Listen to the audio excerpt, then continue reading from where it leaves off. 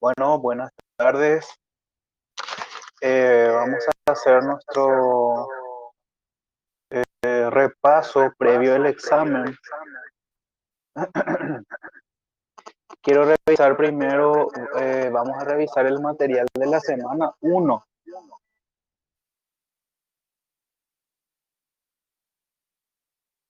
El material de la semana 1.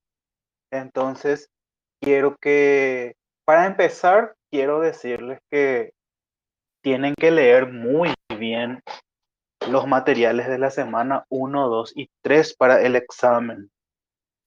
Bueno, el material de la semana 1 nos da un concepto de lo que es el juicio oral y público y algunas características, ¿verdad? Entonces, eh, quiero que lean muy bien, ¿verdad?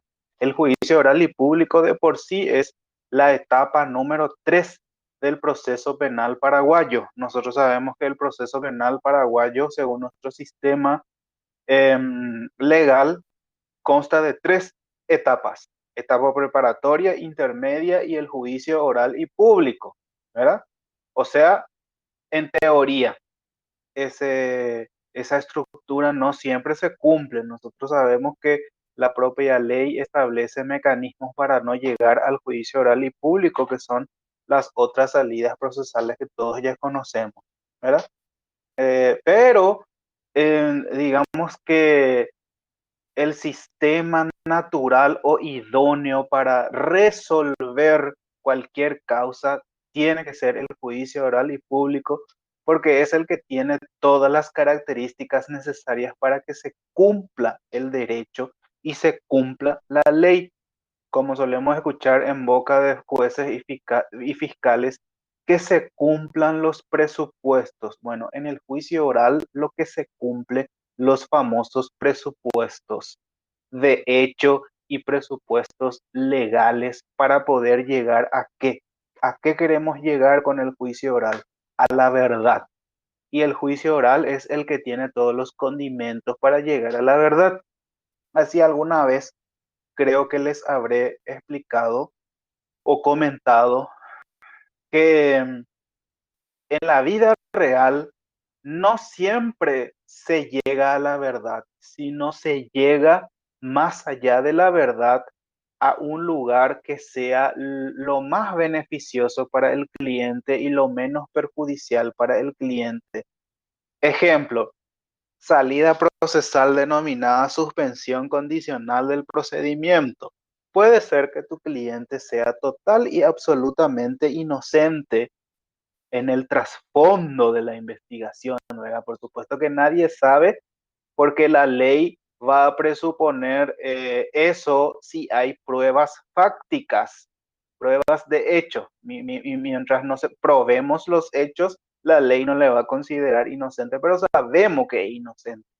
Pero es pobre, por ejemplo, ¿verdad? No sé, puede ser hechos punibles contra la autonomía sexual, famoso, ¿verdad? Abuso sexual, supuesto abuso sexual en menores, por ejemplo. Ese ya está condenado desde el vamos por la sociedad. ¿Y por qué no? No hay que mentir o no hay que tapar el sol con un dedo. Por muchos agentes de la justicia, jueces, fiscales, etcétera, ya está condenado de antemano el varón acusado de abusar de una menor de edad, por ejemplo, ¿verdad? Esa es una idiosincrasia jurídico paraguaya, vamos a llamarlo. Bueno, entonces, a veces nosotros no tiene plata, no hay cómo sobrellevar un juicio oral, entonces le procuramos una suspensión condicional del procedimiento. Y para lograr la suspensión condicional del procedimiento, el propio Código Procesal Penal pide que el beneficiario esté de acuerdo o preste su acuerdo, ¿verdad? Es como aceptar los hechos. Y por más de que muchos abogados hagamos el pedido con la salvedad o con la aclaración de que se solicita esa salida procesal al solo efecto de ser beneficiados con ella y que no implica aceptación de los hechos, por más de que hacemos esa aclaración en negrita, con comillas, subrayado, en mayúscula, resaltado. Otra vez ponemos nuestro escrito, por más de que hagamos eso. No es así. Considera la justicia de que es culpable al aceptar ser beneficiado con la suspensión condicional. Entonces, y es inocente. Pero ¿cómo vamos a descubrir que es inocente ese prójimo? Llegando a un juicio oral, porque es el que tiene todas los presupuestos que estábamos diciendo para descubrir eso. Bueno, entonces, algunas características del juicio oral y público que tienen ahí en su material son el principio o los principios, ¿verdad? De inmediación, publicidad, contradicción, continuidad y concentración, ¿verdad? Inmediación porque todo se resuelve ahí, todo cara a cara. Publicidad, publicidad, ¿por qué? Porque justamente es lo más transparente que se pueda practicar dentro del proceso. Contradicción, ahí lo que es importante, porque en el juicio oral es donde más podemos practicar la contradicción. Bueno, continuando, tienen que ir ahí donde dice preparación de juicio oral.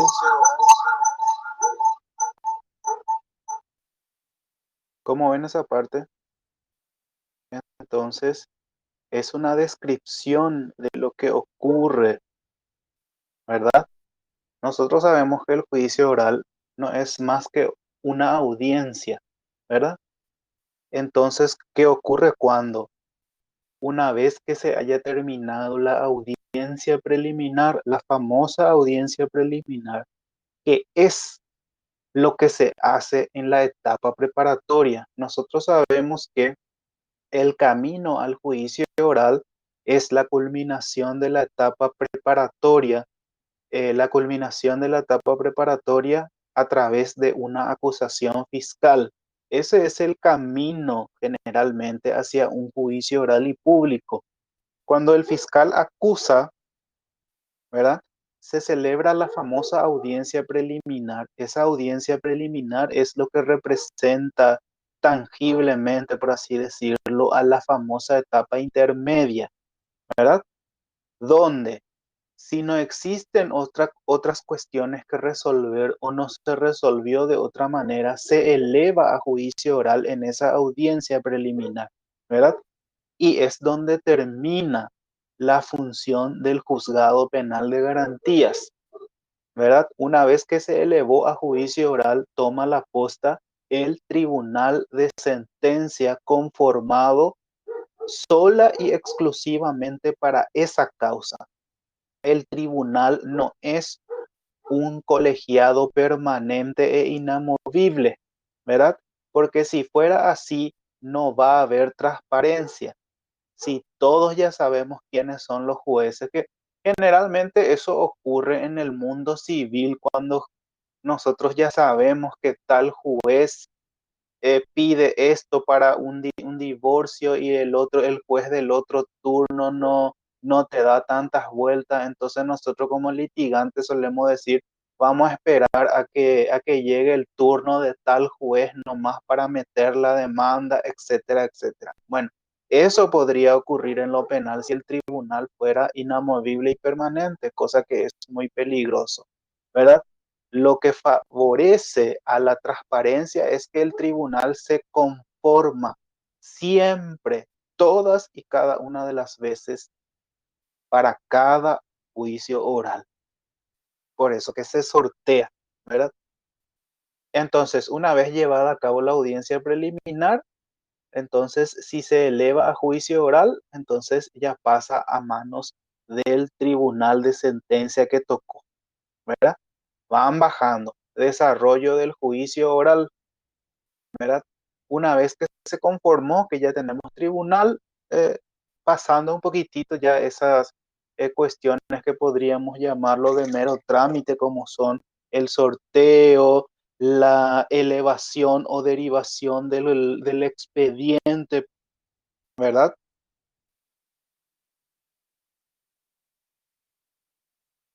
Eh, Hay algo que tenemos que entender.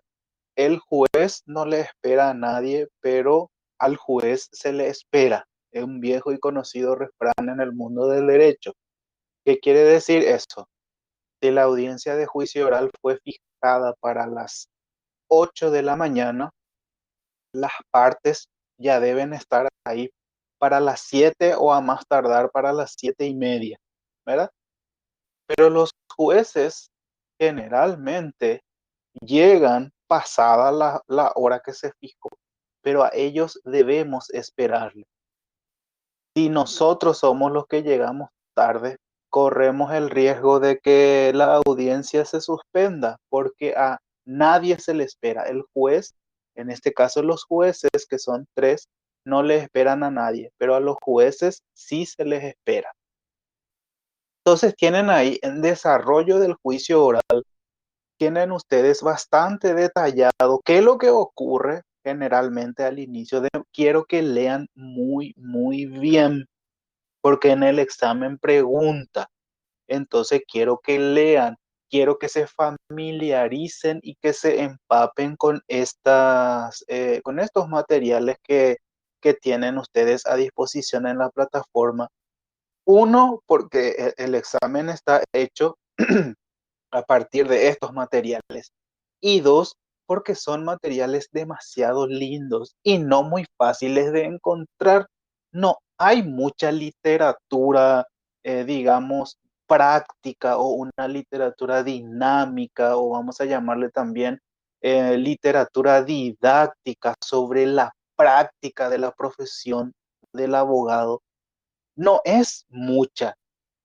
Hay muchísima literatura sobre la teoría de nuestro derecho paraguayo, es infinito, ¿verdad? Pero no hay mucha literatura en cuanto a todo lo que sea procesual, todo lo que sea la práctica. Y este material es un resumen bastante resumido, por cierto. Ojalá tuviéramos todos, porque yo tampoco tengo, digamos, el libro completo. Ojalá tuviéramos todos la posibilidad, ¿verdad?, de tener este material completo, porque es muy lindo, es muy, como les digo, es muy práctico, didáctico y con bastantes ejemplos que facilitan el entendimiento. Entonces, por lo menos este pequeño extracto que yo pude conseguir para ustedes, quiero que lean bien, ¿verdad? Y dicho sea de paso, los tres materiales de las 3 semanas que tienen a disposición están hechos o están basados en el libro llamado Técnica de litigio en el juicio oral y público del doctor Rafael Fernández, autor paraguayo, ¿verdad? Este material es demasiado lindo. Entonces los materiales de las 3 semanas son extractos del libro del doctor Rafael. Eh, entonces, que quiero que lean porque es demasiado práctico y explica de una manera que podamos entender, facilita mucho, ¿verdad? Entonces, seguimos.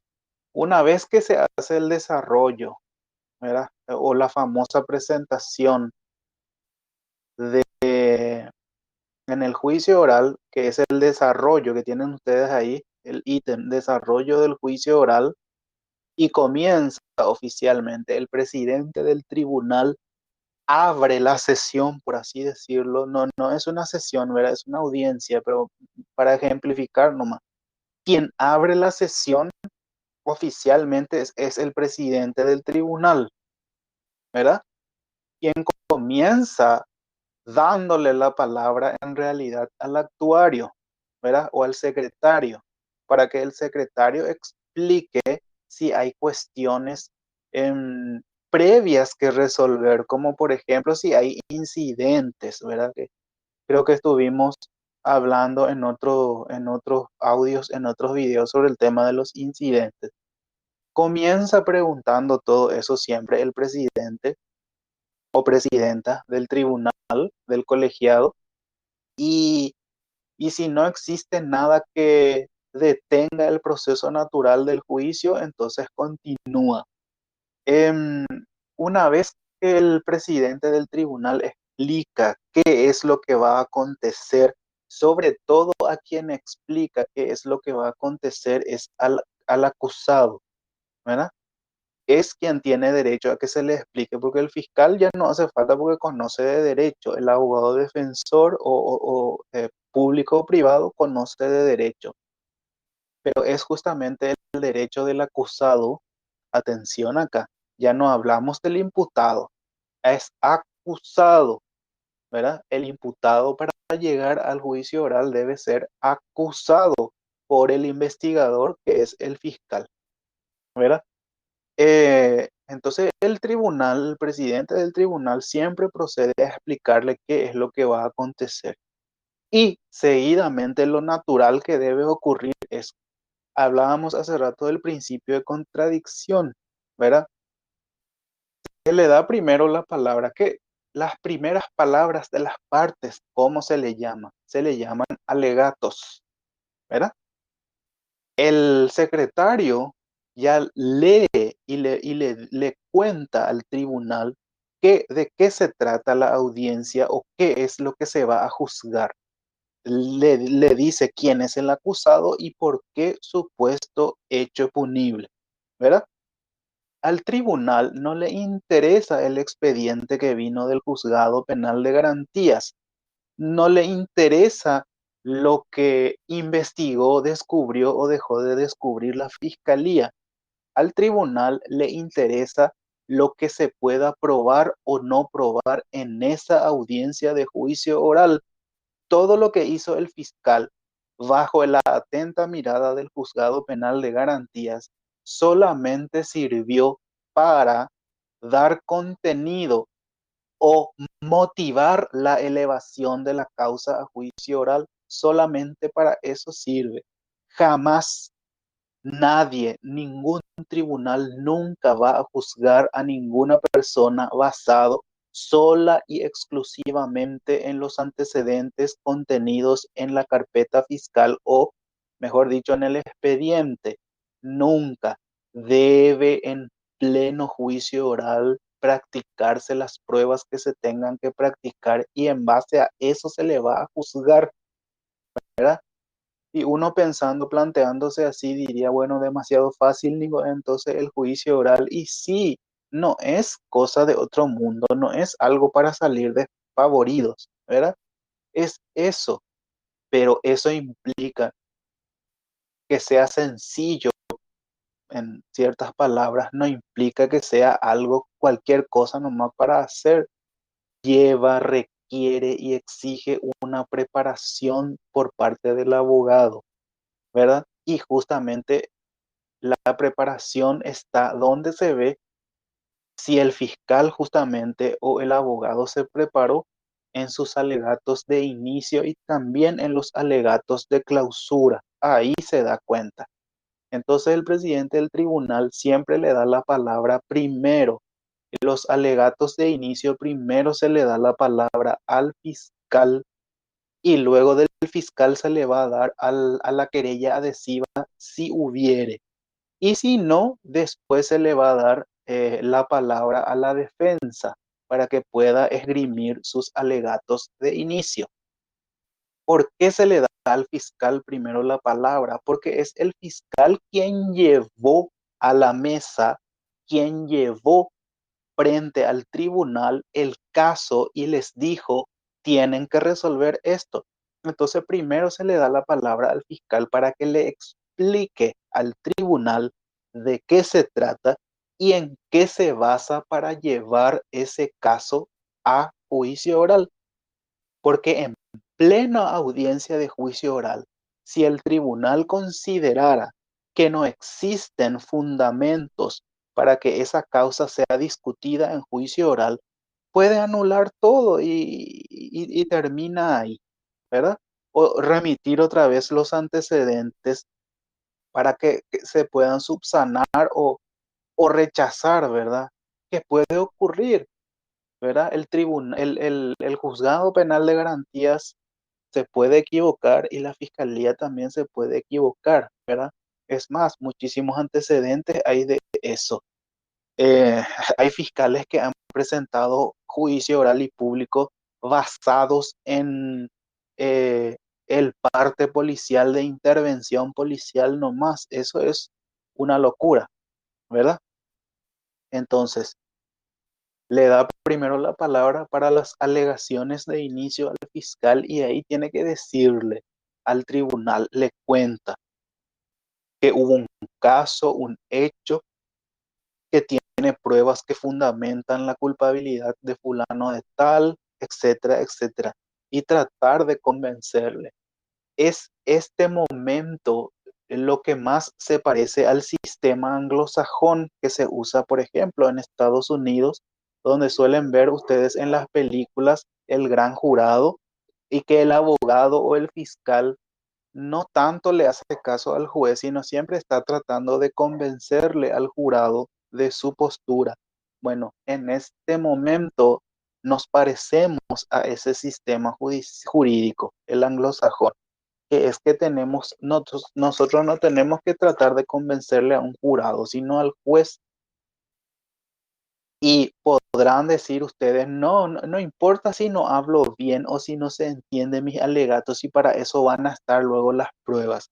Yo les puedo asegurar que incluso siendo las pruebas flacas o insuficientes o pobres, por así decirlo, y tu alegato es una maravilla, podés llegar a ganar, porque de cierta manera uno ejerce influencia sobre los jueces. No olvidemos que los jueces son humanos, pero siempre se juega con los sentimientos de los jueces en hechos con menores, homicidios, hechos punibles contra la autonomía sexual. Se juega muchísimo con el género, con el tema si sos mujer, si sos varón, se juega muchísimo con eso. Entonces, los alegatos fueron diseñados para eso, para convencer y jugar un poquito también, ¿por qué no?, con la psiquis de los jueces.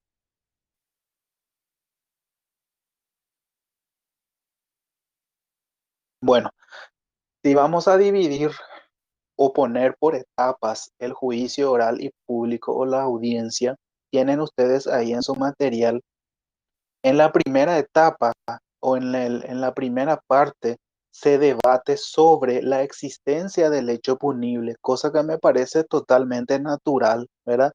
Porque lo primero que hay que determinar o predeterminar es la existencia del hecho. Imagínense, es como, es como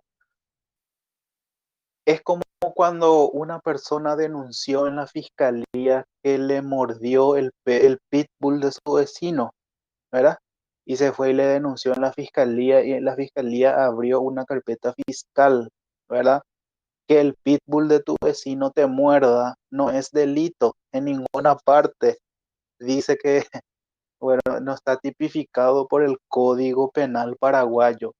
Eso debe ser desestimado por el fiscal.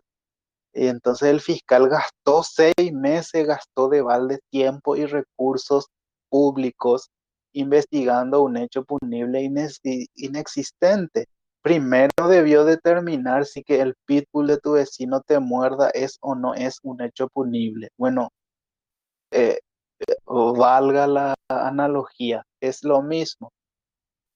Imagínense que lleguemos ya a autos para sentencia y que de repente el tribunal se da cuenta de que nunca fue comprobado la existencia del hecho, ¿verdad? Algo así. No sé si les di el ejemplo, pero existe un caso verídico en el interior del país donde el abogado defensor dejó que ocurra todo el juicio oral y un poquito antes de autos para sentencia pide la palabra al tribunal y dice que solicita, ¿verdad?, la nulidad del juicio oral y de todo el proceso desde la etapa preparatoria solicita la nulidad porque nunca fue comprobado el hecho punible. ¿Cuál era el hecho punible? Homicidio. Entonces, ¿cómo nosotros comprobamos que una persona está muerta? ¿Cuál es el documento oficial que registra o que establece la defunción de una persona? Pues el certificado de defunción expedido por el registro civil de las personas. Y eso no estaba en el expediente, nunca estuvo en la carpeta fiscal. Y si no hay defunción, certificado de defunción, entonces no hay una persona muerta. Si no hay una persona muerta, no hay un homicidio. Significa que no hay hecho punible. Y ganó ese abogado. El tribunal de sentencia anuló toda la audiencia de juicio oral y toda la investigación se anuló desde el inicio, porque nunca hubo hecho punible, ¿verdad? Es un tecnicismo nomás. Después el fiscal, ¿verdad? Por supuesto que pegó el grito al cielo y se consiguieron. Después, el después ya no sé si se volvió a juzgar. Eso es un peligro también el tema de juzgar dos veces. Está prohibida por la Constitución eso, pero no sé si pasó. Pero bueno, entonces por eso que primero se establece la existencia del hecho punible, ¿verdad?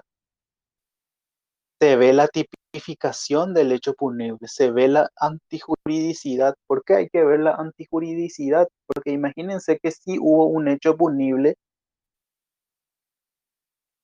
eh, bueno, se ve la antijuridicidad.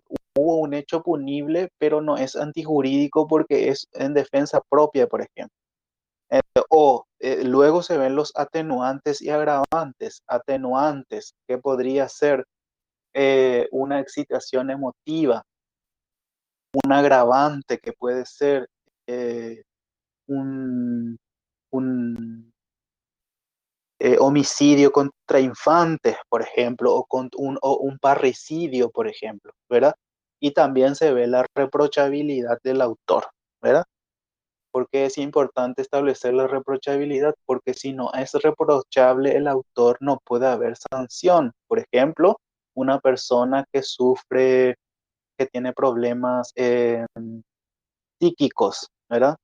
Como por ejemplo un esquizofrénico, por ejemplo, ¿verdad?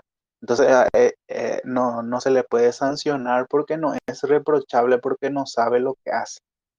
Y la segunda parte se debate o se llega a la individualización de la sanción, ¿verdad? La individualización de la sanción y cómo se va a llevar a cabo esa pena también. Entonces, en dos partes, existencia del hecho punible y existencia del autor, por supuesto, y luego la sanción. Entonces ya hablamos sobre el tema de los alegatos de inicio o alegatos de apertura también se le puede llamar. Gente, vuelvo y repito, quiero que lean muy bien ese material uno, ¿verdad? Que tienen ustedes ahí.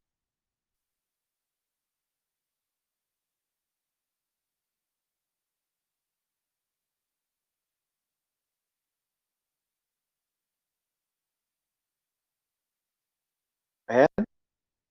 Ahí estoy pasando como si fueran diapositivas, ¿verdad? Este es el material que ustedes tienen y quiero que lean muy bien.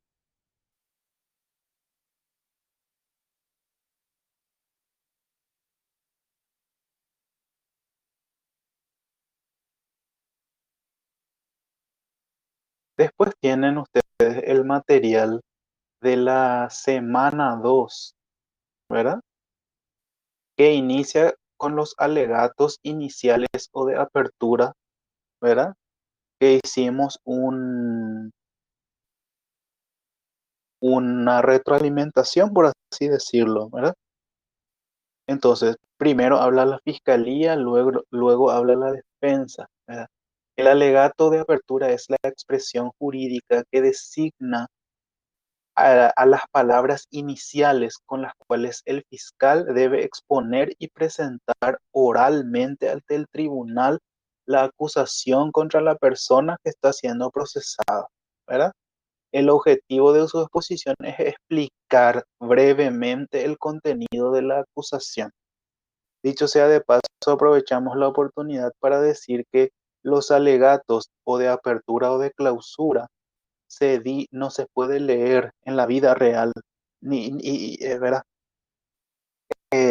Uno tiene que, es difícil que el tribunal permita que uno lea desde su computadora. De repente, de acuerdo a las mañas ya de cada uno, no sabemos hasta qué punto pueda llegar a utilizar ayuda a memoria y que sea bastante discreto, ¿verdad?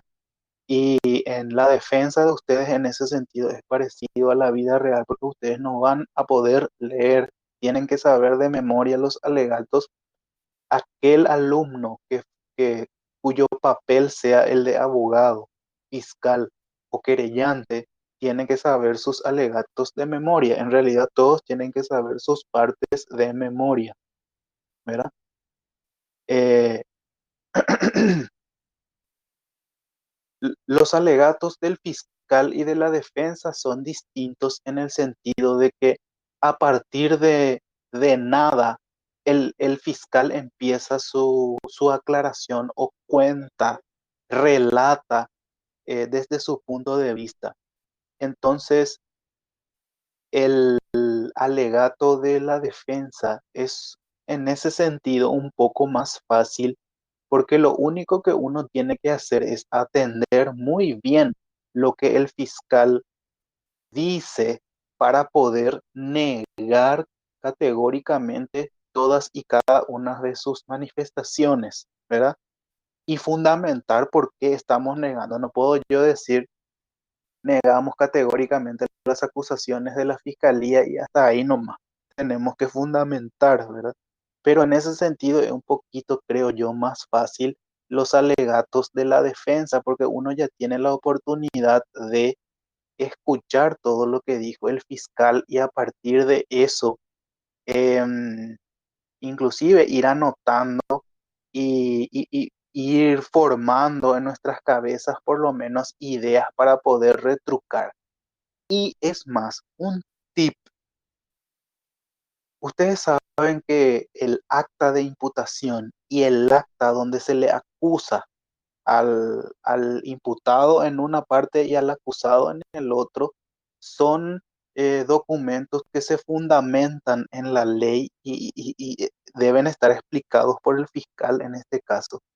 Ese ya te va a dar luego una idea de lo que va a ser el alegato de inicio del fiscal, las fundamentaciones que él hizo en la imputación y las fundamentaciones que hizo en su acusación. Eso tenemos que leer y releer si es que estamos como defensa en un juicio oral y más o menos por ahí va a ir los alegatos de inicio del fiscal y entonces ya podemos ir preparando también de antemano, armando un poquito nuestros alegatos de inicio también. Entonces eso les va a ayudar muchísimo para saber por dónde va a ir el fiscal y por supuesto cualquier cosa que agregue más ahí sobre el pucho, como se dice, sobre el punto, sobre la marcha, ya tienen que ir tener la capacidad ustedes de ir retrucando todo lo que el juego es así, ¿verdad?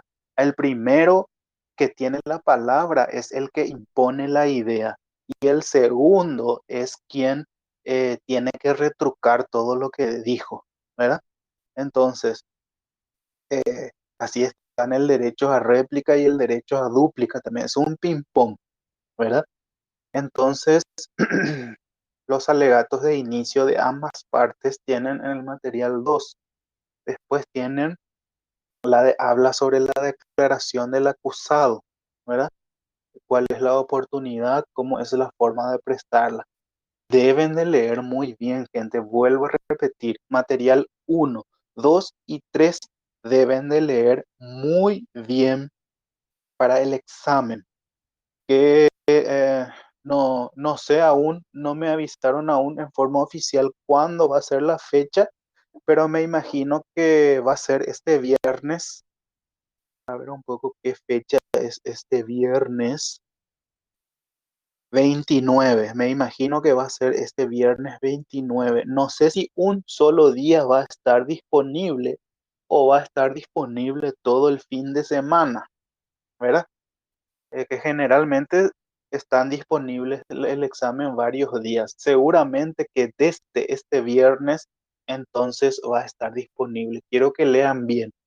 Y eh, entonces vamos al material 3, ¿verdad? El material 3 ya habla sobre el régimen probatorio. Quiero que lean muy bien, gente, ¿verdad? Los medios de prueba explica ahí. Les recuerdo que los tres materiales, no solo los tres, los cuatro materiales de las 4 semanas que están en la plataforma, recordemos que son extractos del libro del doctor Fernández. Entonces quiero que lean muy bien. No hay otro secreto para el examen, es simplemente leer esos materiales y por supuesto que van a tener todos a mano en el momento en el cual van a rendir, ¿verdad? Y en el material de la semana 4 hay gráficos o esquemas, vamos a decirle, que resume otra vez todo el proceso penal paraguayo. Esta vez el examen, gente, quiero que me atiendan muy bien. Esta vez el examen final de preparación 2 va a constar de dos etapas. La primera etapa es el ejercicio 1 de marca la respuesta correcta, ¿verdad? Que son aproximadamente 15 ítems con 4 opciones cada una, de las cuales una sola es la correcta. Significa que al hacer correctamente un ítem, ya me gano 4 puntos. Si yerro en uno de los ítems, ya pierdo 4 puntos, ¿verdad? Y la segunda etapa del examen les va a solicitar, es el segundo ejercicio, les solicita que grafiquen ustedes, ¿verdad? Quiero que miren en el material 4, en el material de la semana 4, son puros gráficos. Y sobre todo en el gráfico 1, 2, 3 y 4, quiero que atiendan y le den énfasis para estudiar en el gráfico 1, 2, 3 y 4. El ejercicio les va a pedir que en una hoja blanca ustedes dibujen el gráfico a mano, ¿verdad? Y a eso ustedes le sacan foto y como tienen 120 minutos, entonces tienen tiempo de sobra. A eso ustedes le sacan foto y van a alzar así como alzan su tarea. En el pleno examen hay la opción de alzar y vale 10 puntos, porque el primer ejercicio de marca la respuesta correcta vale 60 puntos y el gráfico vale 10. Entonces, quiero que atiendan muy bien y le den énfasis sobre todo al gráfico 1, 2, 3 y 4, que van a tener que hacer a mano, sacarle foto y alzar como Word, ¿verdad? Entonces yo ya les adelanto eso para que se preparen. Y como siempre, estamos a disposición en el foro o en el grupo de WhatsApp.